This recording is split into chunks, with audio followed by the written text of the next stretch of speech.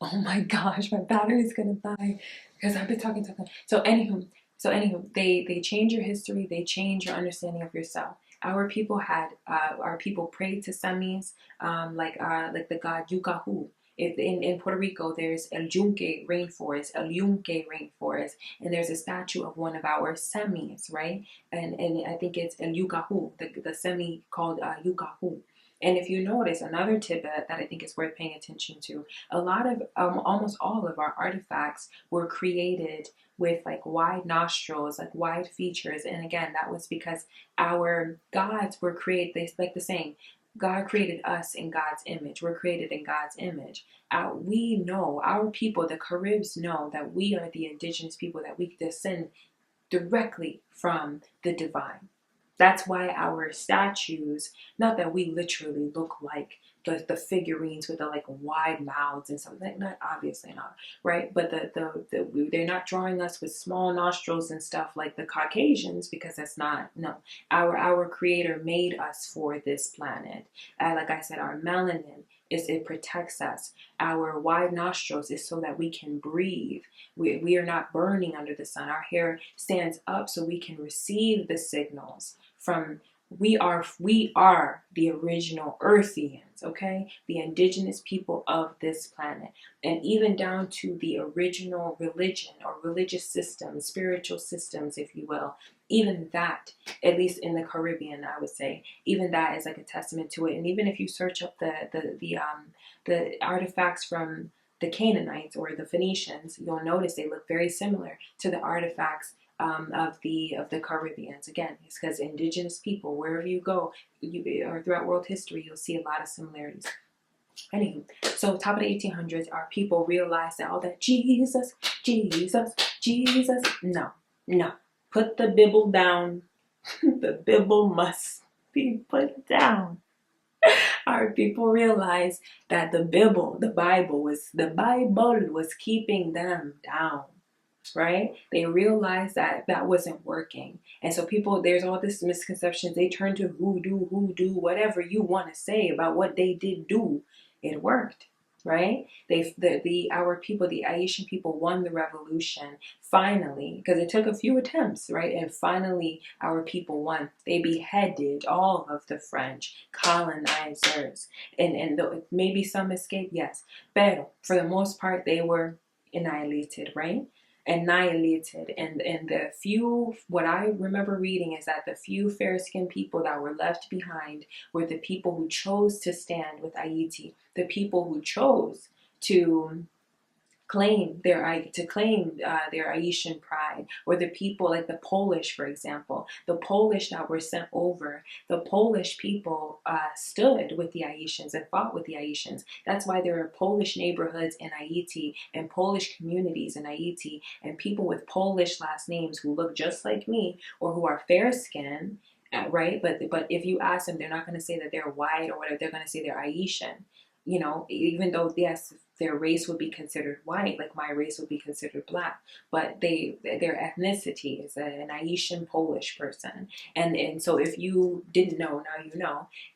That's where that comes from. It's the history. They descend from the Polish people who came to the Caribbean and who fought in the revolution with the Haitian people. And then like stayed there and literally still remain in the country. Okay, I'm gonna do my very, very best to wrap this up. Oh my freaking goodness. I did say that I can talk and talk and talk. Oh yeah. Okay. Anywho, I think I left off by saying something about the Polish people, right? So the Polish people, to this very day, there are Polish people. I want to make sure it's in focus before I sit here and run my mouth. Please focus, focus, focus, focus. Okay. Because I feel like it's okay, bless. I think it's good. Oh my gosh. Please, please, please. Okay, I think it's good. Okay, pues. Okay.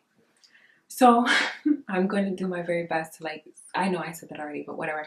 I'm going to do my very best to speed past this, or to speed through the latter of this, because I swear I'm getting somewhere and it'll make sense. I swear. Anywho, so I left off where I was saying that there are Polish people who are still in Haiti to this very day. That's where they descend from. So sometimes when you see like white or white people, people who look like Europeans, but they are French Caribbean or they identify as French Caribbean, they might be from Ayiti, like chances are. So anywho, our people revolted and won the revolution at the top of the 1800s. And then Ayiti, Haiti, was a superpower. Haiti was the first country, they say colony, but yeah, first colony slash country to successfully kick the colonizers out of their territory. And one of the things I love that my people did was after kicking out the French, instead of keeping the name Saint Domingue, they changed it back to Ayiti. And that's what I'm saying. Our people never forgot who we were. And that's how you also know that the Caribbean people lived on. That's how you know that they were never, that our people were never completely annihilated or obliterated, all that stuff that they like to say or like write in the textbooks. No. Because if the Caribbean people, if the Caribs, remember what I said, like I said, it's all for a reason and you'll just have to connect it. But remember what I said, the people, the indigenous Caribs of the island of Ayiti, the island was called Ayiti originally. And they called themselves Haitians, right? Prior to 1492. Then enslavement or slavery happens, colonization happens for hundreds of years. And then after those people after our people, the enslaved people, kick out the colonizers, they change the name back to what it was because the Carib people were never completely killed off. They lived on, and so did their memory and their knowledge of who they were. It always lived on, which is why as soon as they got those rodents, those vermin out of our country, out of our territory, they named it back to Ayiti. And that's why it's called Ayiti to this very day. Pronounced Haiti, right? It's pronounced Haiti by the Americans, but it is Ayiti. It was always Ayiti, and our people were always aware of that. And that's how you know that our people are not 99% African and all that propaganda that they want you to believe. I think they want you to believe that because they don't want, especially the Black Americans,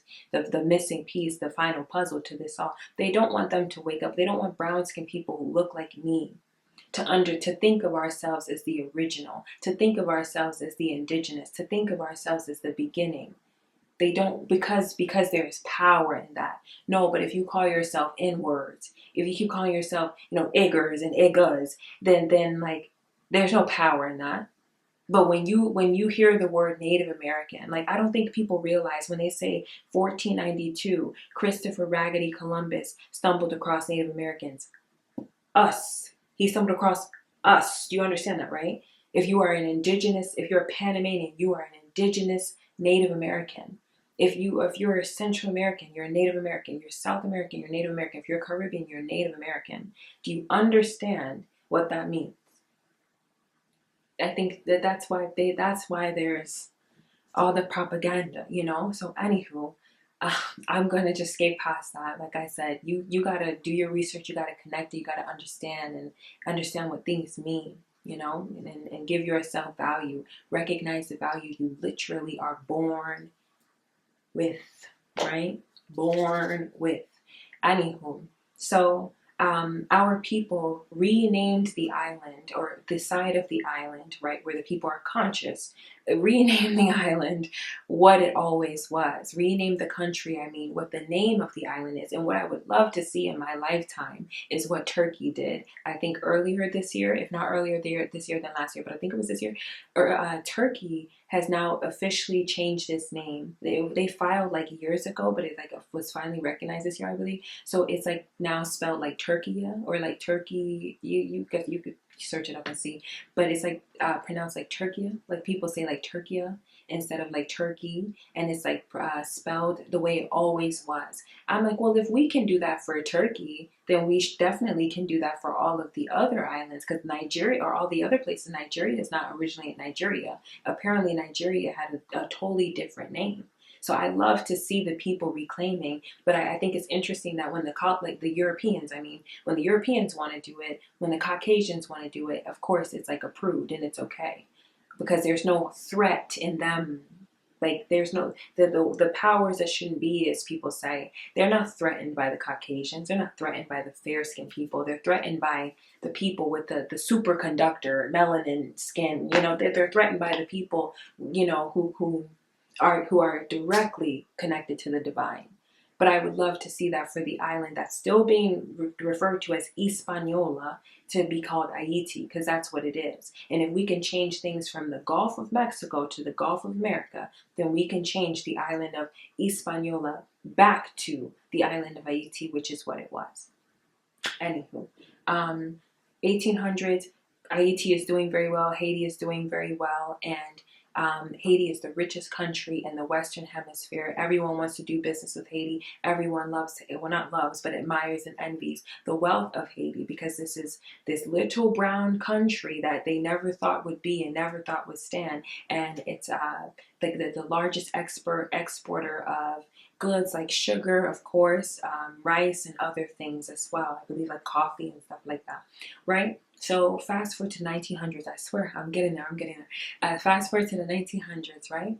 Ooh, this is where it gets ghetto. So at the top of the 1900s, like I said, everybody wants a piece of Haiti. So Germany, remember, like, isn't World War II happening around this time, or like something about the World War II is going on? Germany's like making a lot of noise around this time. I don't know. I will not purport as if I know, but I know that I read that Germany had a specific interest in Ayiti because of the wealth and the prosperity and the profitability of the country, right? So German merchants start to come to Ayiti and set up, ¿cómo se llama?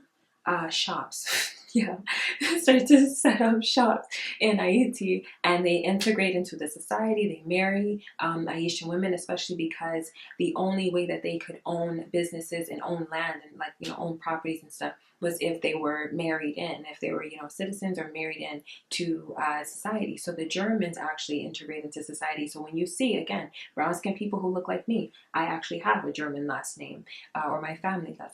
But I'm not gonna get into all that though. At least not yet, maybe. But anywho, when you see brown skinned people who are Caribbean, and you see, like I said, Polish last names, German last names, that comes from something. It's not just, oh, colonizer, da, da, da. Like, I remember I said something about how, like, I have a Phoenician last name. One of the surnames in my family is a Phoenician last name, and literally, it's a very, very rare last name. And I remember I said that to someone who was white Hispanic. I was like amongst a group of white Hispanics, and the man said to me, well, you know, like, let me backtrack. I was talking about how the name, the Phoenician last name, Phoenicia is modern day Lebanon, right? So Phoenicia is an ancient civilization. What we call Lebanon used to be Phoenicia, like, and parts of Syria, but primarily Lebanon. So I was saying that I don't have like a Lebanese last name. The name stems from the civilization that is what Lebanon is today. And we were talking about like world history and stuff, and specifically Ayiti and stuff. So that's why I mentioned that, like the mass migrations of all the different people. Because like what people don't know is like the Chinese came over, the Arabs came over, and like Indonesian people came over to the Caribbeans. Like I said, everyone was migrating to the Caribbeans. That's why we are, or to our islands. That's why we're so multi-ethnic. We're truly the melting pot of the world because we are mixed with so much, but primarily a Caribbean is African, European, some type of European, and the Carib part, the indigenous Caribbean.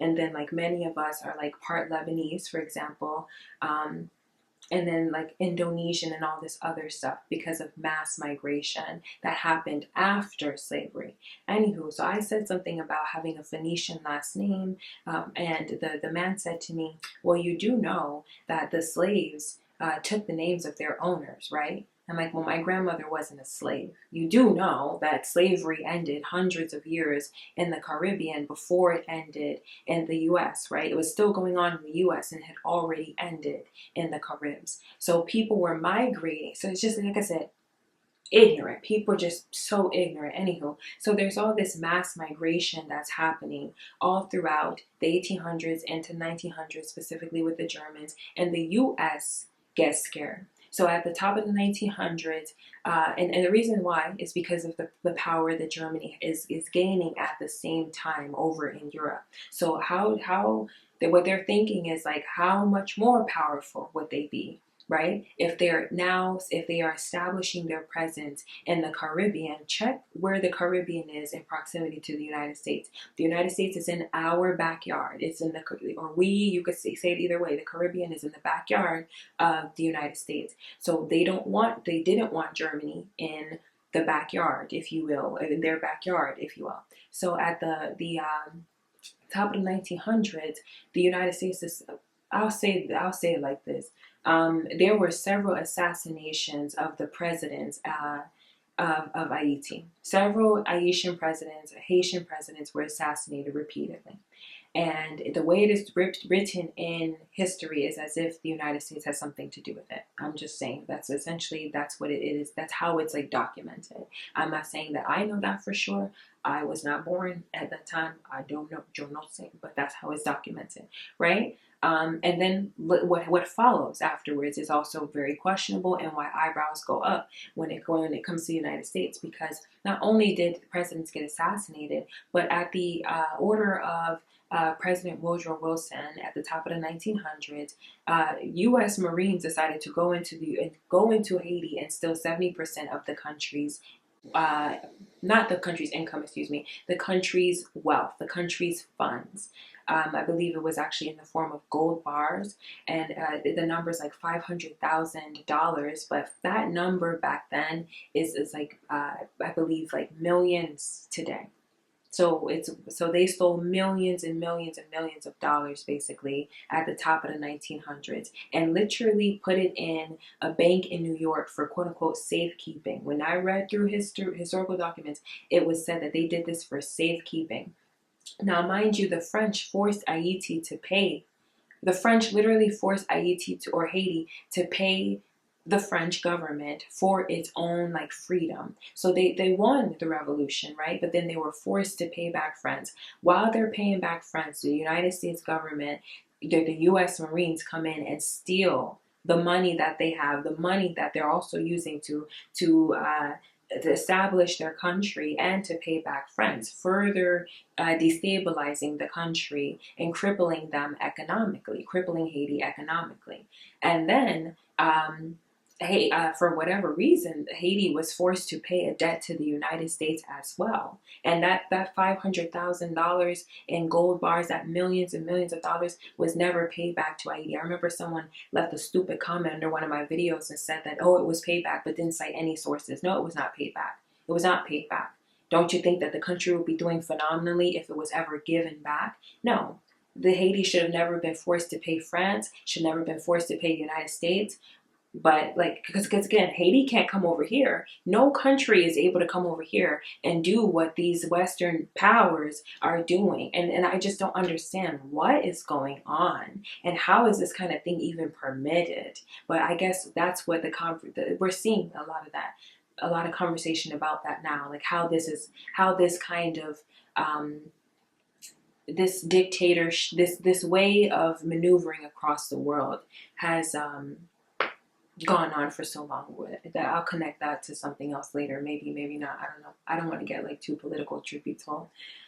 Anywho, so the United States, like I said, presidents get assassinated at the top of the 1900s. Ayiti is also robbed at the top of the 1900s. Now, eventually, the United States, Haiti does pay back France, right? But Haiti is incredibly crippled still by the United States. And at the top of the 1900s, the United States also forced their Marines to stay in Ayiti for quite some time under this quote unquote treaty. If you search up the treaty, they essentially extended their welcome, even though they weren't welcome. They just stayed there for several years. I believe it was a 17-year period of time that they were just in Ayiti. And of course, the country was completely destabilized. The country was already poor, ransacked because of all the theft and having to pay back France. again, pretty much a theft. So by the end of that time, I believe it was like 1934 or something like that, when the treaty, quote unquote, was over, I believe a new president had been installed, and the Marines left, and Ayiti was done for, like completely ravaged, completely, like just like a purge city, right? Or at least many parts of Haiti. Many parts were impoverished, and like the people were not able to thrive the way that they were prior to the presence of the U.S. Marines, and prior to the United States just inviting themselves to just go have rice and beans basically with our people at the top of the 1900s, right? So stay with me. Here comes 30 years later. So I said they left around like 1934 or something like that, I believe. 30 years later, in the 1960s, is when my father is born. Now we're getting to the part where I enter the story. Wow, how wonderful, right? I'm just kidding. So anywho, into the 1960s, my father is born. Later on in that decade, my mother is born as well. Now, these are things that I came to learn much, much, much later in life, but I'm sharing this now for the context for when I get to the part where I am born and growing up in the foster home and how that all happened, right? So my father, what I learned just from gathering things is that my father, by the time he was 5, his mother had passed away, my grandmother had passed away. He was sent to live with his uncle, and my father's sisters were sent to live with their aunt. So he grew up away from his sisters. And then later on, his biological father sent for him, like sent someone to go get him, and bring, I guess, like his uncle or whoever, to bring him back. So my father met his father later, just like I met my parents later. So wow, so that's what, so I'm like, wow, okay. That's what people mean, I guess, when they talk about generational pathologies, like how like things continue to happen over the generations. Like I literally just connected that. I'm like, wow. So just like I met my parents later on in life, my father, he met his father like later on in life. Like when he was, I think, in like middle school or around that age, or whatever. Now, my mother, on the other hand, and I'll go back to my father in a moment, but my mother, on the other hand, for what I learned about her, she grew up in the Dominican Republic with her mom, and she was the youngest of 6 children. By the time she was 7, her father had already abandoned them and had already left them. So she doesn't know that much about her father. I was not told very much about my grandfather, my maternal grandfather either. So what I know is that my mother, from what I was told later on from her, is that she grew up with her mom. There was some kind of difficulty. It didn't work out. I don't know. And so she left home like at a very young age, like around that like middle school age as well. Like again, wow, very interesting. I left home when I was 15. Like it's very interesting, like the parallels. Like I just didn't connect until literally right now. That's why sometimes you gotta just say things out loud. When you talk about it, like you feel it, and you come to revelations and stuff. And I guess you're just like witnessing me do that. Anywho, so yeah, so by the time she was like, she told me that by the time she was like 7, like around that age, her father had already abandoned her. It didn't work out between her and her mom, like they were fighting or whatever. Her mom was struggling to take care of like 6 children by herself, and so she ended up leaving, and she went to Ayiti for a while. She went to Haiti, lived in Haiti. I guess she said she was looking for. Bueno, pues. Okay, great. It's focusing. Honestly, I should get paid to talk for a living because I'm not even done. I had to fix my car situation. Like my car was full because it's like, girl, like, oh my gosh. Anyhow, I am almost done because like literally I'm getting to the part now where I enter the chat. Okay, so I just want to make sure it's focused. The little viewfinder is following me. Can you focus on me, baby? Okay, because it's literally so late. I don't even want to tell what time. It's 3:12 in the morning. That's what time it is. It's 3:12 in the morning. Anywho, so I was saying, if I remember correctly, I was saying I got to the part where I'm talking about my parents. I was talking about my parents and my mother. Okay, I remember now. So I really am literally almost done. So, anywho, so my mother, by the time she was 7, I was saying that like by the time she was 7, her father had already left her. She told me that she went to go stay in Haiti or live in Haiti, like when she got a little bit older, like middle school age, basically, like preteen age. She like went to Ayiti to look for her father, and or like to go live with her father. I don't know. She said like I don't know. It was like my mother was like speaking broken English to me, and so it was kind of like difficult for me to understand. But from what I gathered, she went to Ayiti, but she either didn't find her father or she didn't work out with her father. She said she couldn't stay in Haiti because the country was unsafe. There were no jobs. It was like a lot of there was destabilization basically because of all that I just explained. That's why I had to explain all of that. That's why the historical context was necessary. Like I said, it's going to come up. Anywho, it's going to come up throughout the series, I mean. So anywho, my mother ended up leaving Haiti and she went to Cuba. Now, another thing I think I was about to mention this before, like the video shut off before this one. My grandfather, my mother's dad, had 31 other children. So a total of 32 children, including my mother. So I think that may have been part of the reason why she couldn't stay with my grandfather. He had like too many homes, like too many like families essentially. So I don't know like if she encountered a lot of or like experienced a lot with them. Like she did tell me that some of them did pass away, but yes, he had 31 other children and she had like 5 siblings as well. So just on my mother's side alone, I have 36 aunts and uncles in total. um Anywho, she went to Cuba like on her own. Like she didn't find family in her dad's side or in her mom's side. Interesting. Again, the parallels. Anywho, so she went to Cuba when she was like a teenage girl, and I guess stayed in Cuba. That's what I recall her telling me. And then my father, going back to my father, like I said, he was living with his he was reunited with his father when he was like a teenager. But he told me that by the time he like grew up, Haiti was unstable. Haiti, there were no jobs. The president had gotten another president had been assassinated. Like I said earlier, like there's a reoccurring theme where presidents get assassinated in Haiti.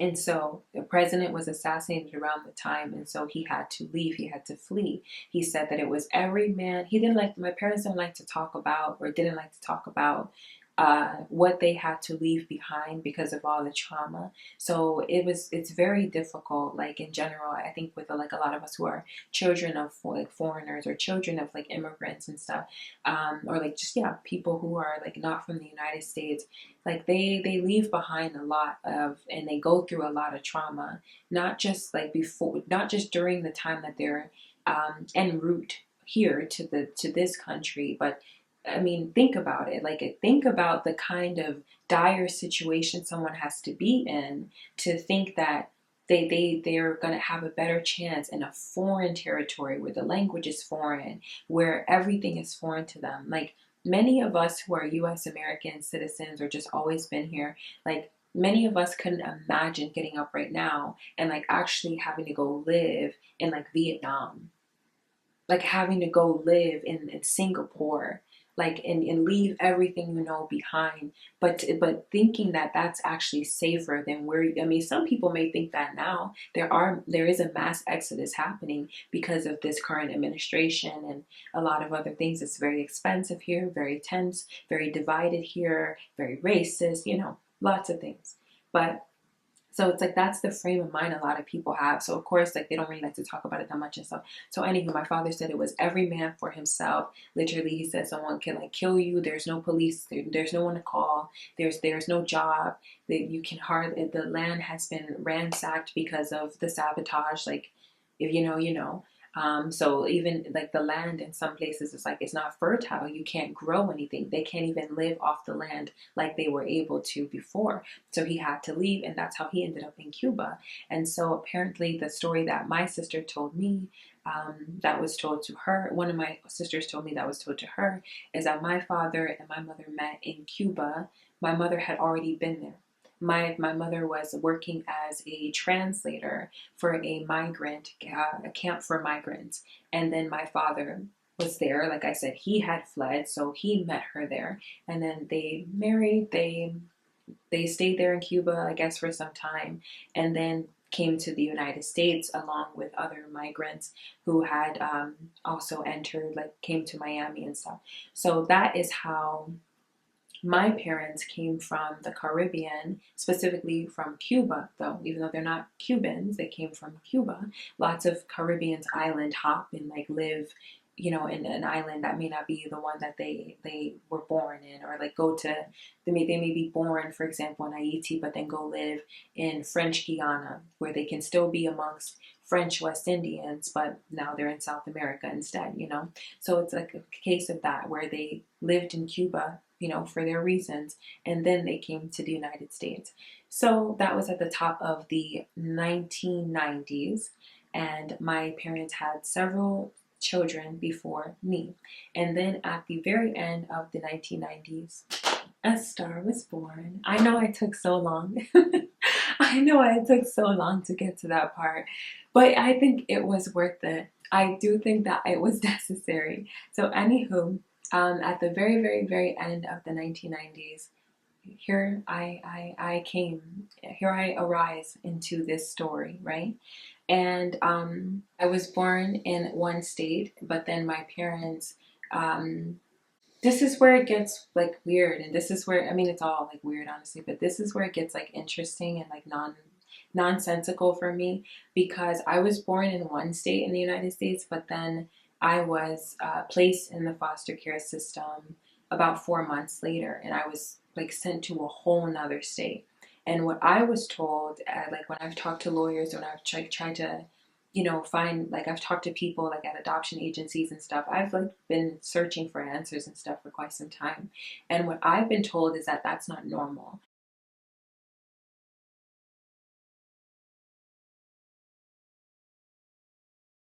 It's not typical, it's not like common practice for like children who get placed in the foster care system to be sent across state lines. Like I was literally trafficked across state lines. It's so weird. But anyway, I'm like jumping so far ahead, like years and years and years ahead. But anywho, I know this is very long. It's about to get longer. But yeah, I guess I will leave it here. This was supposed to be just like part one. This is kind of like part uno, dos, tres, cuatro, cinco, seis. Like this is like, super long. Anywho, but this is probably the most amount of historical context that I will provide in one, like in a single part of this whole video series. Like the rest of it is like smoother sailing for sure, and just my like lived experiences, of course. Um, but like I said, a lot of the like context, I think a lot of the historical context is relevant to some of the issues and some of the incidents that I do want to talk about, or I mean, I will just end up talking about, like if I'm just telling the whole story, right?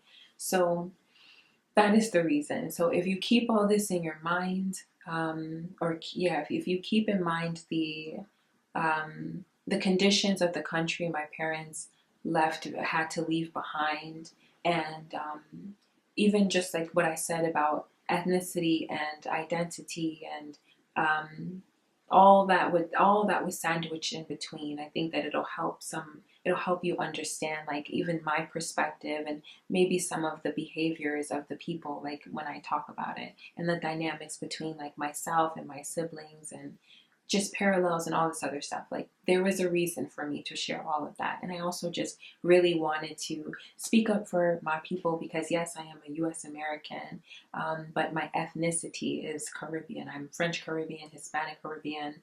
You could say Hispanic, Latina, all that, whatever. I literally check off all those boxes. And that's actually one of the things that I do want to talk about, because it's very uncomfortable, truth be told.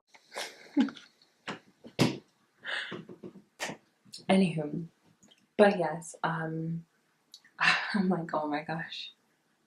It's gonna be very interesting when I have to edit all this. Anywho, I was saying that, so yes, I was saying it will all make sense Or I hope it all will make sense, and like you just could keep it in your mind as I go on to tell the stories over the years, like years and years and years worth of stories.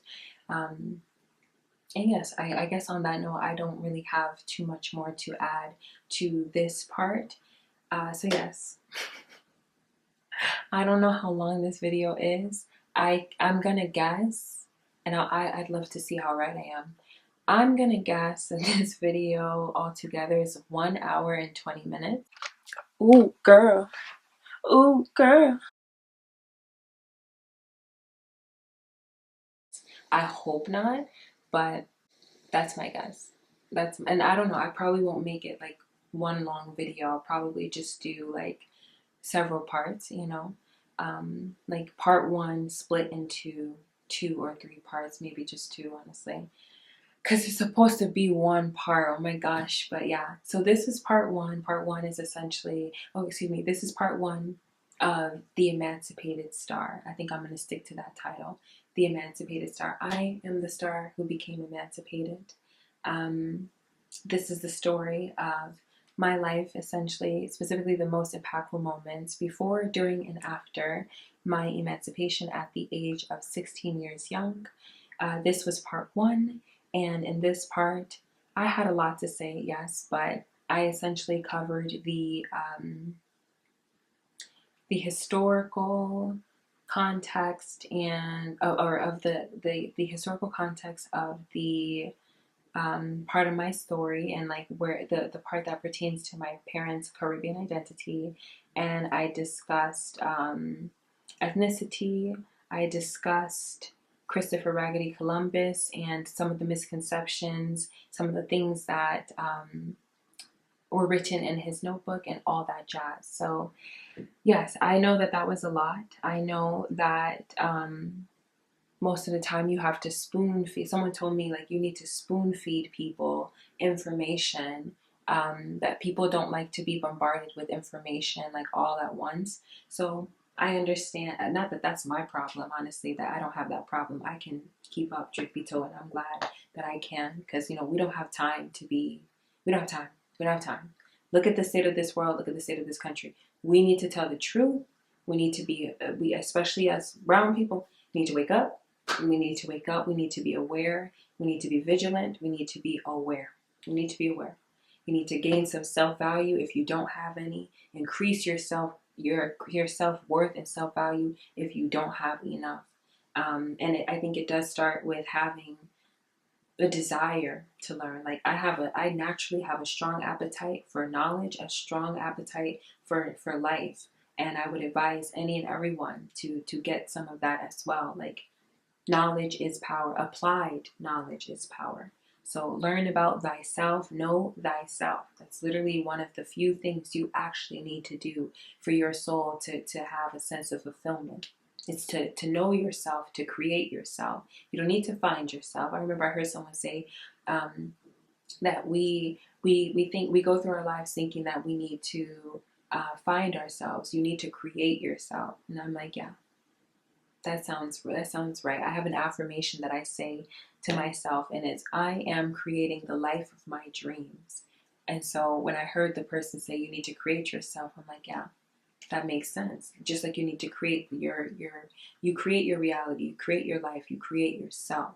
Create yourself, and first you have to free yourself from the shackles of what you think you're supposed to be. I think a lot of us are not who we are. I think we are who we think we're supposed to be, and I think that's especially the case for the Black Americans, because they are so, the Americans as a whole, the U.S. Americans as a whole, we're so uninformed.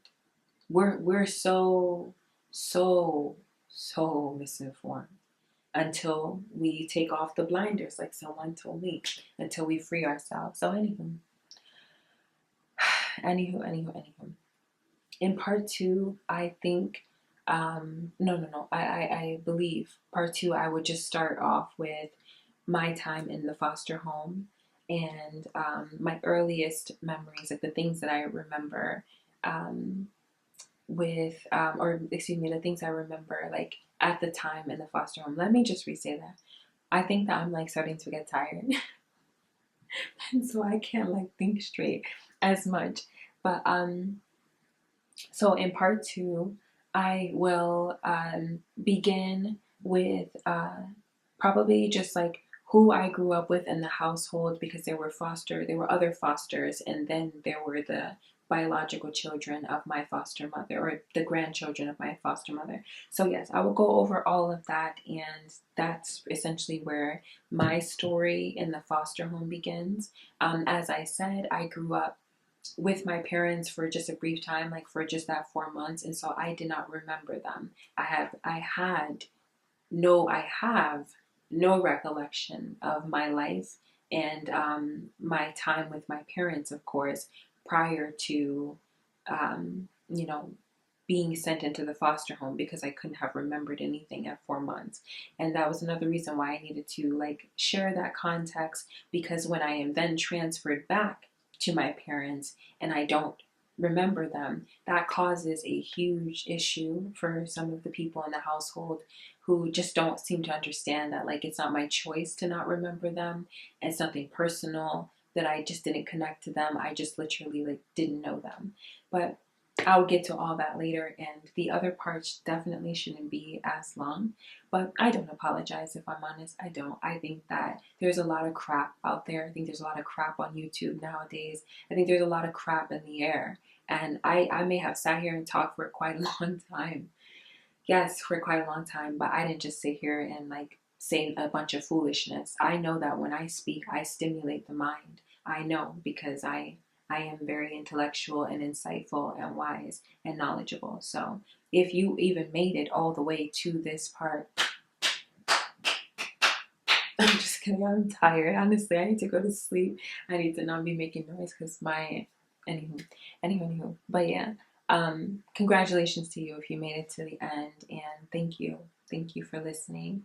And I hope that you are learning. I hope that you are enjoying, and I hope that you are finding the courage to like go explore yourself, and maybe talk about some things that you have also been keeping inside, just like I have. Clearly, I've had a lot to say, right? Anywho, I'm done with this video right now. I really am. Ya estoy cansada. Like, bien cansada. So yeah, I'm tired, and guess what? It's 333. Yo. Oh, I just saw 33303. I literally see angel numbers all the time. It's God telling me to go to bed. So anywho, that's what I'm gonna do. Tatami amores. In an instant, anatomy all I see, and the lights get out.